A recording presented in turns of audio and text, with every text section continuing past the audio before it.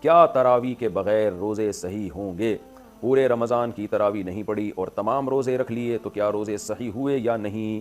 سلیم نسیم، دیکھیں تراویح اگر کوئی نہ بھی پڑھے تو روزے اس کے بہرحال صحیح ہو جاتے ہیں، روزوں پہ فرق نہیں پڑتا، لیکن تراویح سنت مؤکدہ ہے، قابل ملامت ہے وہ شخص جو تراویح کی نماز نہیں پڑھتا، تو اس لیے تراویح بھی پڑھنی چاہیے۔ کبھی بہت تھکاوٹ ہو نہیں پڑھی جا رہی تو ٹھیک ہے، کم کر دیں، مختصر کر دیں۔ ویسے سنت مؤکدہ 20 رکعتیں ہیں، اس پہ چاروں اماموں کا اتفاق ہے۔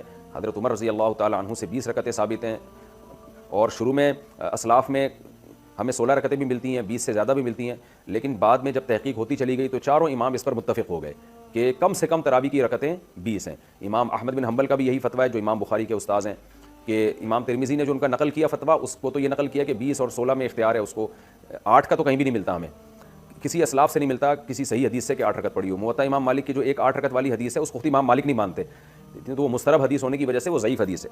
تو موطا امام مالک میں بھی 20 رکعتوں کا تذکرہ ہے، اور بھی ہمیں بہت ساری روایات میں زیادہ تر میں 20 رکعتوں کا تذکرہ ہی ملتا ہے، اس لیے امت کا اس پر اجماع ہو چکا ہے کہ 20 رکعتیں۔ یہ اجماع ہونے کے بعد پھر اختلاف پیدا کیا ہے 20 سے کم، بعض لوگوں نے فتویٰ دیا کہ 20 سے کم۔ تو جب ایک دفعہ کسی مسئلے پر اجماع ہو جاتا ہے تو وہ قطعی چیز بن جاتی ہے، پھر اس میں اختلاف جائز نہیں ہوتا، کیونکہ صحیح حدیث سے یہ بات ثابت ہے کہ امت گمراہی پہ کبھی بھی جمع نہیں ہو سکتی۔ تو اس لیے آپ 20 رکعت تراویح پڑھا کریں، لیکن اگر آپ نہیں پڑھتے تو روزہ بہرحال آپ کا ہو جائے گا، لیکن روزے کی اہمیت تراویح سے کروڑہ گنا زیادہ ہے، کیونکہ روزہ تو بہرحال اسلام کا ایک رکن ہے۔ ایسا نہ ہو کہ تراویح نہ پڑھنے سے روزہ بھی چھوڑ دیں آپ۔